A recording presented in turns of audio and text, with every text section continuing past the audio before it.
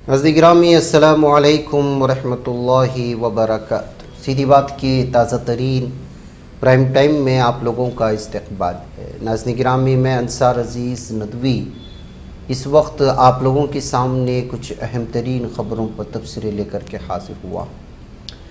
तफसीलात में जाऊँ उससे पहले आप लोगों से जो दरख्वास्त होती है उस पर तवज्जो करने की अपील करूँगा।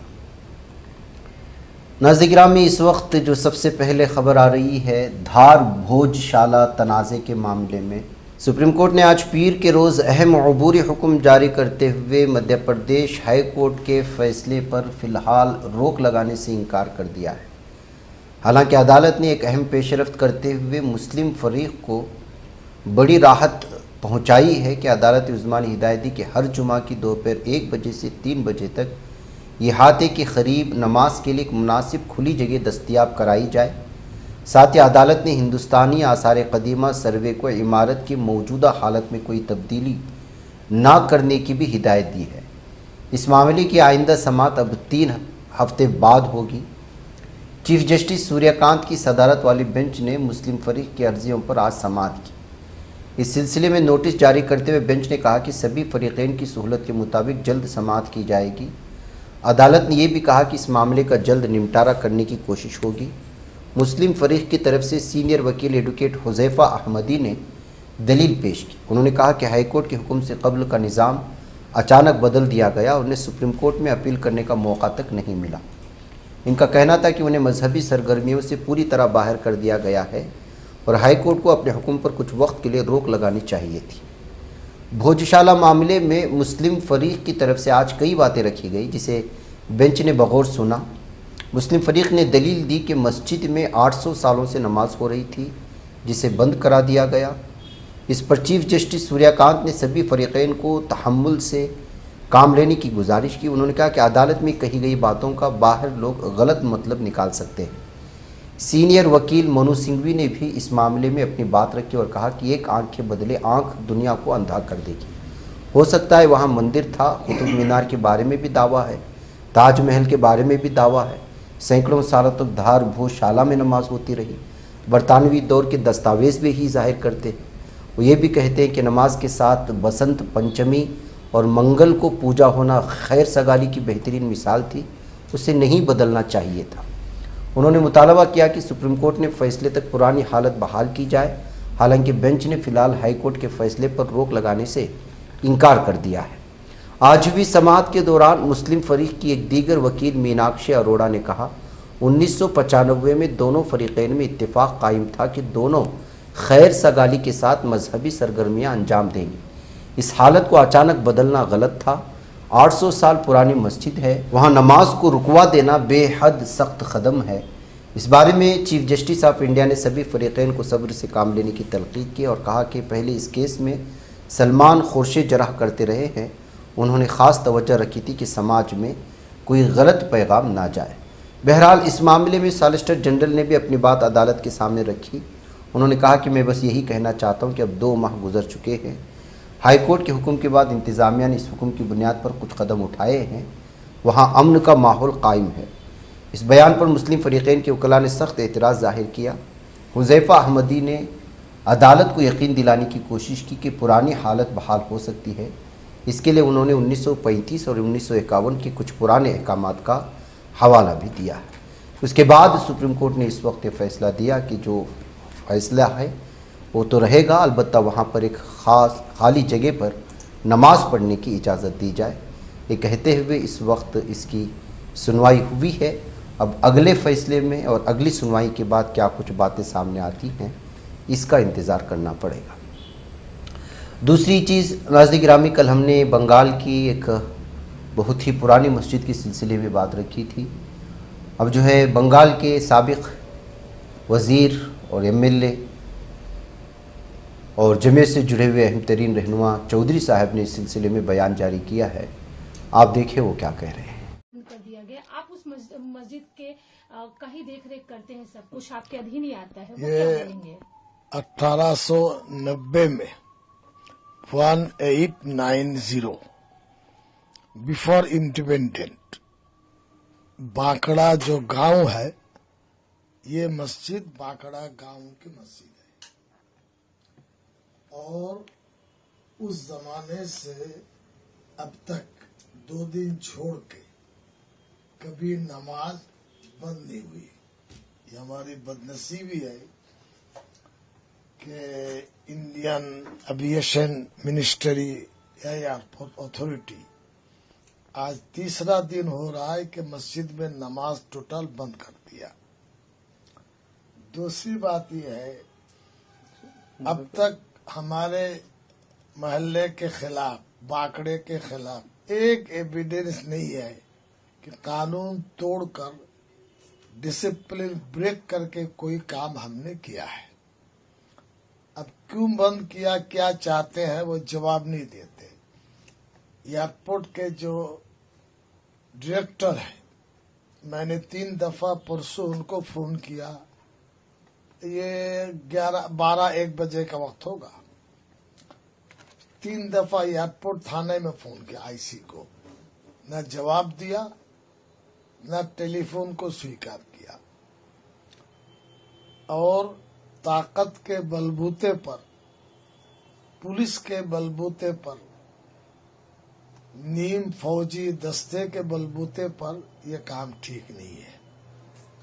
हम बराबर 15 साल से 20 साल से कहते आ रहे हैं कि दारुल देवबंद जो इस्लामी बहुत बड़ा इंस्टीट्यूशन है, आप उनको बताइए प्रॉब्लम क्या है। जमीयत उलमा हिंद को भी बताइए, पर्सनल बोर्ड को बताइए, जरूरत तो हमें आप बताइए, हम आपके साथ जाएंगे। परेशानी को रख करके कोई रास्ता निकल सकता है, क्या होगा वो आप बैठ करके हम आप बात करके आगे काम बढ़ा सकते हैं। लेकिन अभी अचानक एयरपोर्ट के पेट में मरोड़ पैदा हो गया, ताकत इस्तेमाल करके ये गलत काम वो कर रहे हैं।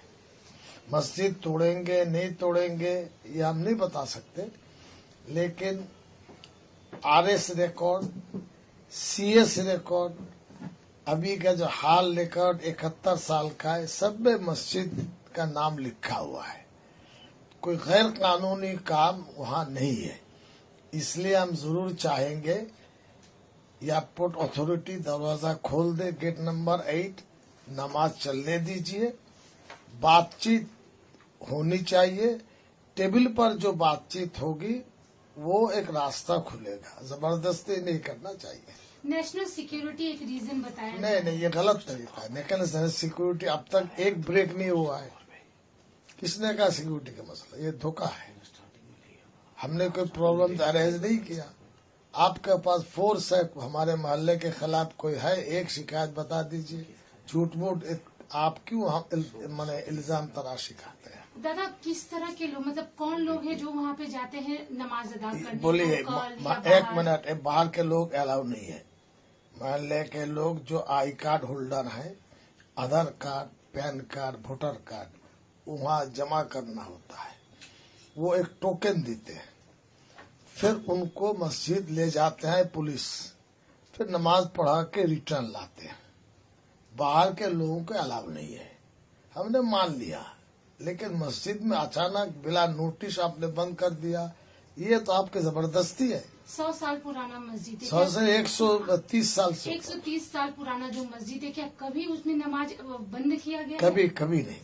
ये अभी 3 दिन के अलावा कभी बंद नहीं हुई है। आप लोगों का अगला कदम क्या? अगला कदम तो हम बाद में बताएंगे। कमेटी है, कोर कमेटी है, मस्जिद की कमेटी है, बातचीत करके हम अगला कदम सोचेंगे। जैसे ऐसा बोला जा रहा है कि विकास की बात है, रनवे बनना है, ये जो तो धर्म को बीच में ना लाया। ये सब लाट साहब लोग हैं। ये विकास वाले बहुत विकास बंगाल में किया, क्या विकास किया नहीं किया 2 महीने में बता दीजिए। हमारे साथ टेबल में बैठकर बात तय क्यों नहीं करते? जबरदस्ती क्यों करते हैं? डंडा क्यों चलाते हैं? दादा, मस्जिद के आप कौन होगी, डिटेल बता दीजिए। मैं बाकड़ा मस्जिद कमेटी का प्रेसिडेंट हूँ। हमारे मोहल्ले वालों ने मुझे ये एजाज दिया है। हम बहुत शांत तरीके पर इस काम को डील कर रहे हैं। यहाँ कोई गोलमाल नहीं हुआ है, गोलमाल नहीं होगा। जो होगा डिसिप्लिन वही हम लोग काम करेंगे। उधर नाज़िक ग्रामी राजधानी दिल्ली में बुलडोज़र कार्रवाई ने लोगों में खौफ पैदा कर रखा है। ताज़ा तरीन बुलडोज़र कार्रवाई मंगल के रोज़ उस वक्त देखने को मिली जब दिल्ली म्यूनसिपल कॉरपोरेशन की टीम यतीमपुरा पहुंची और सड़क पर नाजायज़ तामीरात हटाने की मुहिम चलाई। कसीर पुलिस फोर्स के साथ तजावुज़ात हटाने पहुंचे इंतज़ामिया एहलकारों ने यतीमपुरा में अहम सड़क पर बनी मज़ार को भी मुनहदिम कर दिया है, जिसकी वजह से सूरत हाल बिगड़ती नजर आई कुछ देर के लिए। मौसूला इत्तलात के मुताबिक दिल्ली हुकूमत ने यतीमपुरा से शालीमार बाग को जोड़ने वाली अहम सड़क की चौड़ीकारी कराने का ऐलान कर रखा है। इस सड़क को चौड़ा करने के लिए रेखा गुप्ता की क़ियादत वाली दिल्ली हुकूमत ने नाजायज़ तामीरात को हटाने की भी मुहिम शुरू कर रखी है। लगातार सड़क किनारे मौजूद तजावुज़ात को हटाया जा रहा है। इसी मुहिम के तहत आज यतीमपुरा की सड़क पर बुलडोज़र के ज़रिए इन्हदामी कार्रवाई हुई और इसी दरमियान में वो मज़ार भी सामने आया, जिसकी वजह से भी इस वक्त जो है मशहूर मज़ार होने और लोगों की अक़ीदत उससे जुड़ने की वजह से ये ख़बर सुर्खियों में बनती चली जा रही है। नाज़िक ग्रामी, ये भारत है, यहाँ हर तरह की ख़बरें आप तक पहुँचते देर नहीं लगती। शादी के लिए ख़ानदान की जानिब से मुसलसल दबाव का सामना करने वाली एक इंस्टाग्राम क्रिएटर की मुनफरिद और जुर्रतमंदाना इक़दाम ने सोशल मीडिया में नई बहस छेड़ दी है। मारूफ सोशल मीडिया क्रिएटर कीर्तना मेनन ने दावा किया है कि उनके घर वाले मुसलसल शादी के लिए दबाव डाल रहे थे। इस दबाव से बचने के लिए उसने अपना सर मुकम्मल तौर पर मुंडवा लिया है। उन्होंने वीडियो के साथ तंज़िया अंदाज में कैप्शन लिखा, मेरी माँ मेरी शादी करवाना चाहती हैं। इस पोस्ट के बाद वीडियो तेज़ी से वायरल होगी। लाखों अफराद ने इसको देखा। वीडियो सामने आने के बाद लोगों के अलग अलग तरह के अपने अपने राय मशवरे थे, लेकिन आजकल के जो है आज़ाद माइंड और आज़ाद ख्याल और इंस्टाग्राम में पेश आने वाले तबसरे किस किस तरह के हो सकते हैं, आप अंदाज़ा लगाएं। इस मामले को जाकर कि जो है कहीं पर तनकीद हो रही है तो कहीं पर उसकी तायीद में बातें करते हुए इस वीडियो को खूब वायरल करने की कोशिशें हो रही हैं। नाज़िक ग्रामी, हिंदुत्व ज़हनियत के हामिल लोग इस वक्त इस कदर निडर हो चुके हैं, इस वक्त दरिंदगी पर उतर आए हैं। ख़वातीन भी इसमें अब जो है बढ़ चढ़ करके हिस्सा ले रहे हैं, जिनके जहन में हिंदुत्व का भूत सवार हुआ है। एक खातून की वीडियो इस वक्त पूरे सोशल मीडिया में हंगामा मचाए। उसकी गुंडागर्दियाँ एक दाढ़ी वाले शख्स को बुरी तरह से गालियाँ देते हुए उस पर हमला करते हुए नज़र आ रही है। बताया जा रहा है कि जो है अज़बख़ुद जो है किसी न किसी मामले को उठा कर के ये लोगों को और वहाँ के अवाम को परेशान करने का सिलसिला जारी रखी हुई है। ये खातून दिल्ली में बिल्कुल सोच। अब इसकी वीडियो बहुत वायरल हो रही है। एक शख्स की दाढ़ी खींच रही है और उसको चप्पल से मार रही है और फिर उसके बाद यही खातून जो दरिंदगी की हदें कर रही है, गालियाँ दे रही है।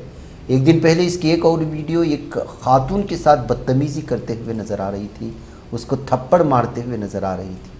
इसकी वीडियो शेयर करते हुए अब ये क्या मामले हैं इसकी तफसीलात में तो पता नहीं है। बताया जा रहा है कि कुछ जो है वो बीजेपी के ख़िलाफ़ या हिंदुत्व के ख़िलाफ़ बात करने वालों को ये टारगेट करने की कोशिश कर रही है और उनके पास जाकर के लगातार भीड़ के दरमियान में गालियाँ देती है, चप्पलों से मारती है। खातून होने की वजह से उसका लिहाज रखा जाता है, उसके साथ अपने गुंडों को भी ले आती है। तो इस तरह से ये मामला सामने आने के बाद इस वक्त इस खातून के ख़िलाफ़ सोशल मीडिया में मुसलसल कार्रवाई करने का मुतालबा बढ़ता जा रहा है और गुस्सा भी अपने हदों को पहुंच रहा है। नाज़िक ग्रामी, देखें कि किस तरह से इस वक्त जो है अपनी गुंडागर्दी को उरूज पर लाने के लिए किस किस तरह की चीज़ें और किस किस तरह की जो है हालात पैदा करने की कोशिशें हो रही हैं। ये खातून है लेकिन वो न दूसरों की इज़्ज़त कर रही है और गालियाँ जिस कदर ख़तरनाक और बेहुदा और गंदी दे रही है, इससे उसके चाल चलन के सिलसिले में ही पता चलता है, उसकी जहनीत क्या है इसके सिलसिले में पता चलता है। ये कहते हुए इस वीडियो को सोशल मीडिया में अलग अलग तौर से पेश करने की कोशिशें हो रही हैं। उधर नाज़िक ग्रामी, एक वीडियो इस वक्त आ रही है नासिक से कि किस कदर लोग जो है गुंडागर्दी पर उतर आए हैं। ये खातून इस वक्त बयान दे रही है। महाराष्ट्र नासिक से एक फैमिली जिसमें जो है 7 अफराद घूमने गए थे भावली डैम को 12 जुलाई को। उस मौके पर कुछ गुंडों ने उनको न सिर्फ हरास किया, उन पर ज़्यादती की। 20-25 साल के दरमियान की 2 अफराद ने उनके कार का पीछा किया, लगभग जो है कई किलोमीटर दूरी तक, 20 से 25 किलोमीटर दूरी तक जो है वो उनका हमला किया, उनके कार पर जो पत्थर फेंकने की कोशिशें हुई और एक औरत को जो है खींचातानी हुई, उसके साथ बदतमीज़ी की गई। उसी की तफसीलात एक खातून सुना रही, कह रही कि किस तरह डैम के करीब बाउली डैम के पास जाने के बाद पूरे फैमिली के मेंबर को, जिसमें 8 अफराद शामिल थे, उसको जो है इन लोगों ने जो है बुरी तरह से हरासा करने की कोशिश की। अब इन नौजवानों को गिरफ़्तार कर लिए जाने की खबरें भी आ रही हैं। बहरकैफ यहाँ क्या मामला हुआ इसको आप यहाँ पर देखें। कल बाउली डैम पे आपके साथ? हाँ, बाउली डैम हम गए थे परसों। कल की घटना नहीं, ये परसों की घटना है। 12 तारीख संडे। तो हम 8 लोग थे, फैमिली थी। हमारे देवर की कार वगैरह लेके हम निकले। टाटा सफारी कार थी, वो जो आपने देखी टूटी पूरी। तो हम लोग वहाँ पे गए, थोड़ा एंजॉय किया, खाना वगैरह खाया, पानी में खेले और चेंज करने के लिए हम निकल गए। तो मैं सबसे आगे गई। वहाँ पे बाइक पे 2 जेंट्स खड़े थे, लड़के थे, 25-20 की उम्र के हो गए। उन्होंने थोड़ी छेड़छाड़ी की, कमेंट पास किया कुछ। तो फिर मैं वहाँ पे जाके उनको थोड़ा चिल्लाई, गाली वगैरह दी कि मराठी में बोला मैंने उसको कि तुमको समझता है कि नहीं, कुछ ऐसा इतना हमारा हो रहा था। तो मैंने चल निकल यहाँ से, ज़्यादा तो अभी दिमाग मत लड़ा। तो ये मेरे पीछे से हस्बैंड और देवर आ रहे थे। तो इन्होंने भी देखा कि इसका कुछ तो भी चल रहा है मेरे वाइफ का, तो ये भी पीछे आ गए जल्दी से। क्या हुआ? मैंने कुछ ऐसे छेड़ रहे थे, चलो। नहीं बोले बोल। मैंने बोला नहीं ऐसे। तो फिर इन्होंने बोला अरे बाबा कि छोड़, क्या है तुम ये पब्लिक प्लेस पे तुम ये कर रहे सब। तो ये सब बात हो गई। फिर इन्होंने उनको वहां से भगा दिया। उनको शर्म आई, उन्होंने नीचे देख के वो दोनों सीधा निकल गए। यहाँ पे पूरा टॉपिक पूरा खत्म हुआ था, झगड़े का कुछ आगे का इशू ही नहीं था। फिर उसके बाद वहाँ पे जो लड़के थे उनके गाँव वाले, वो 8-10 लड़के खड़े थे, वो आए, बोले तुम हमारे गाँव के बच्चों को कैसा बोल सकते हैं, तुम ऐसा हाथ में उठा सकते हैं, ऐसा नहीं कर सकते। मैं बोला वो नाम ले सकते हैं लेडीज का, वो चल सकता है, हम हाथ नहीं उठा सकते उनके ऊपर, ये तो गलत है। फिर उन्होंने गालियाँ देनी चालू की, फिर हमने भी दी, थोड़ी हाथापाई होगी। वहाँ पे जो सब ये थे पब्लिक थे, जो टूरिस्ट घूमने आए थे, उन्होंने हमको छोड़ दिया, चलो जाने दो छोड़ दो, ऐसा कर करके वो भी बाजू हो गए, हम भी बाजू हो गए। फिर हम सारे लोग निकल गए। फिर यहाँ सेकंड टाइम भी यहाँ पे भी टॉपिक पूरा क्लोज हुआ था। फिर भी उनमें से एक लड़के ने हमको इशारा किया ऐसे उंगली करके, तो हमको इतना समझ में नहीं आया कि वो क्या उंगली कर रहे थे। चलो फिर हम आगे गए, बाहुली से आगे जो टर्न आता है वहाँ पे उन्होंने बलेनो ली, पूरा आगे हमारे सामने आके खड़े रहे, बाहर उतरे, एकदम स्पीडली उतरे और फाइटर था उनके हाथ में। पहले ये ड्राइवर साइड की 2 कांच पहले जोर से फोड़ डाली उन्होंने, तो हम डर गए। मैंने बोला नहीं ये कुछ बड़ा होने वाला है, ये लोग रुकने वाले नहीं। तो वहाँ पे भी वो लोग रुक सकते थे, गाड़ी फोड़ के तोड़ के, चलो हो गए, भड़ास निकाल लो, वो भी चल सकता था, हमने कंप्लेंट भी नहीं की होती। उसके बाद भी आगे जब हम निकले स्पीड में, फिर वो 2 व्हीलर वाले बाइक जो रोड देखा आपने, वो वीडियो तो वायरल हुआ है, वो लोग बलेनो और काफी लोग हमारे पीछे आ ही रहे थे। आके फिर उन्होंने बच्चों के ऊपर पीछे से रोड मारी। फिर हमने वीडियो वगैरह वो निकाली। फिर टोल नाका तक पहुंचे, जहां हमको ट्रैफिक दिख रही थी वहां पे आके वो ठोक रहे थे, मार ही रहे थे, रुकने का तो नाम ही नहीं। उसमें हमने पुलिस लोगों को भी काफी कांटेक्ट किए, फोन वगैरह किए, सबके कॉल्स आ रहे थे, पर हमारे एग्जैक्ट लोकेशन हमारा खुद का भी नहीं था क्योंकि हम आगे जा रहे थे। तो पुलिस भी आके रुक भी नहीं सकते थे एक जगह पर। तो हम टोल नाका तक गए, वहाँ पे टोल भी हमने तोड़ा। वहाँ पे गाड़ी पे लटके एक लोग आगे से कांच फोड़ रहे थे, वो हमारा 25 से 30 किलोमीटर तक हमारा पीछा कर रहे थे, इतनी उनमें डेयरिंग थी वहां तक। उसके आगे फिर हमने घोटी इगतपुरी कंप्लेंट, हमने बोला छोड़ो, यहाँ पे तो अपने को पुलिस स्टेशन कुछ मालूम नहीं है, यहाँ पे कुछ रुकना मजा भी नहीं है। तो हम नासिक तक आए, अंबड़ में जाके हमने कंप्लेंट किया, वहाँ पे सब कोऑपरेट किया उन लोगों ने, हमको FIR वगैरह सब हमने वहाँ पे की। इस घटना में आप दरअसल से आप निकल रहे थे, वही टाइम पे इगतपुरी और घोटी और वाड़ीवाड़ा में 3 पुलिस स्टेशन आते हैं, आपने पुलिस की भाषा से नहीं क्या हुआ वहाँ पे जो इतना नहीं, वहाँ पे पुलिस स्टेशन आए थे, आते भी हो गए। मुझे इतना पता नहीं कि एग्जैक्ट पुलिस स्टेशन कहाँ पे है। यहाँ पर हम साल में 1 ही बार जाते, वहाँ पे 2 बार कि चलो 2 संडे वगैरह जाते, इतना पता नहीं कि राइट लेफ्ट कहाँ है। उन्होंने अगर पता होता तो डायरेक्ट वहाँ पे गाड़ी लेके गए होते, हमको पता नहीं। गलती से कहीं अगर टर्न मारा और आगे रास्ता नहीं और पीछे से ये लोग आए तो हम क्या कर सकते, इसलिए हम रुके नहीं, हम सीधा नासिक गए। और जितना ये मार रहे थे हम मार खा के ठोक के सब गाड़ी का हमारे ये करके हम नासिक पहुंचे। नासिक आए, फिर वहाँ पे हम थोड़ा रिलैक्स हुए, उन लोगों ने बिठाया वगैरह, क्या हुआ सब बोला, सब उन्होंने हमारा ये कर दिया FIR वगैरह। उसके आगे फिर सब प्रोसीजर चालू हो गई उनकी। और उनके बीच में भी हमको ये कौन से साहब थे, यस सर, इगतपुरी चे बल्क साहब, हाँ बल्क साहब, हाँ बल्क साहब, उनके हमको फोन आते रहे कि तुम पहुंचे नहीं पहुंचे, सब उन्होंने हमको गाइडेंस किया जाने तक। फिर बाद में उन्होंने पूरा कोऑपरेट किया हमको। नाज़रीन गिरामी, कहीं टूरिस्ट को सताया जाता है, कहीं टूरिस्ट ही बदतमीज़ी करने पर आ जाती है।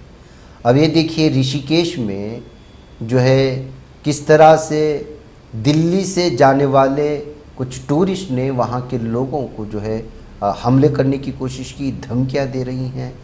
तो इस मामले में पुलिस ने जो है, दरअसल ये दिल्ली से गए हुए लोग ऋषिकेश में थार जो लेकर के गए थे गाड़ी में, वहाँ पर हंगामा करने की कोशिश की थी और जो है उन पर हमला करने की कोशिश की थी। वहाँ के मकामी बाशिंदों को सयाहत के लिए गए थे, सयाहत करके वापस आते। उससे बढ़कर के ये है कि आप वीडियो में सुनेंगे वो शख्स जो है धमकियाँ दे रहा है कि हम जो है बीजेपी के कारकुनान हैं, हम किसी से डरते नहीं हैं।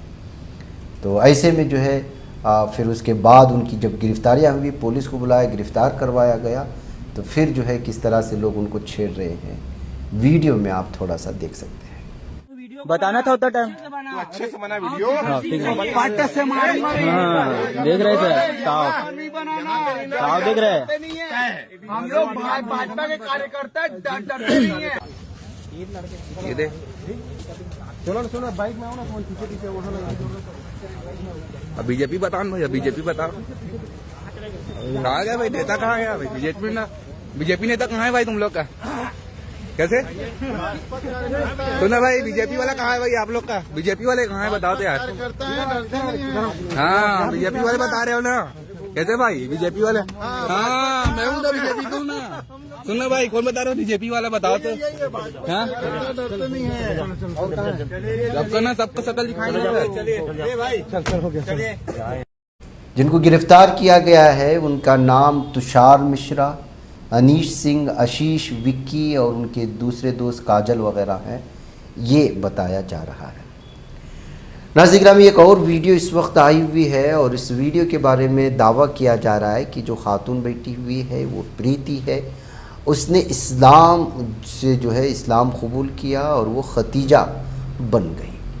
अब जो उसने अपनी मर्ज़ी से इस्लाम कबूल किया है, तो अब उसको जो है पलटवाने के लिए, या जो भी कह सकते हैं, वहाँ पर एक जर्नलिस्ट अपने आप को रिपोर्टर कह करके पहुँच जाता है, जो है उसको इमोशनल तौर पर जो है वालिदैन के सामने बिठा करके समझाने की कोशिश कर रहा है। भाई अब आप इसको किस अंदाज में लेते हैं ये आप जानें, लेकिन ये वीडियो भी इस वक्त अलग अलग तबसरों के साथ शेयर करने की कोशिश की जा रही है। किसी ने इस वीडियो पर लिखा, कोई अपनी मर्ज़ी से किसी धर्म में चली जाती है तो एक रिपोर्टर उनके फैमिली के सामने बैठ कर के उसको समझाने वाला कौन हो सकता है, जिसकी जहनीत में पहले से ही दूसरे जो है मज़हब को लेकर के जो है अलग तरह की चीज़ और पॉलिसी पाई जाती है, जहनीत पाई जाती है। भाई आप इस वीडियो को भी यहाँ पर देख सकते हैं।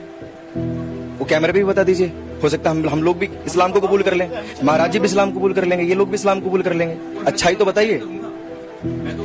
इनको जानती हैं एक्स मुस्लिम है, ये इस्लाम को छोड़कर आए हैं। पढ़ा आपने कुरान पढ़ा है? कितना जानते हो आप इस्लाम को? जो तुम्हारे मन में है, तुमने क्यों इस्लाम कबूल किया, क्यों तुम गए? इनसे ज्यादा जानते हो आप इस्लाम को, जो छोड़ के आए? मैं कह रहा हूँ ना, पिताजी को देखो अपने, कैसे हालत होगी उनकी, कितने परेशान है वो। अगर तेरे को जीतना है हमारे से, वो जीत के जाएगी। अब तेरे को बोल रहे हैं इस्लाम में जाएगी, माँ बाप मर रहे थे, आपके नहीं जाएगी। मतलब एक बात बताइए, आप सही हैं, इतने सारे लोग सब गलत है ना? कोई सही है बस। मैं यही समझा रही हूँ, मुझे वो लड़का पसंद है, मुझे उससे शादी करनी है, बस इतना ही समझा रही हूँ और तो कुछ नहीं। ओके नाज़रीन गिरामी, मुझे इजाज़त दो। अस्सलाम वालेकुम रहमतुल्लाहि व बरकातहू।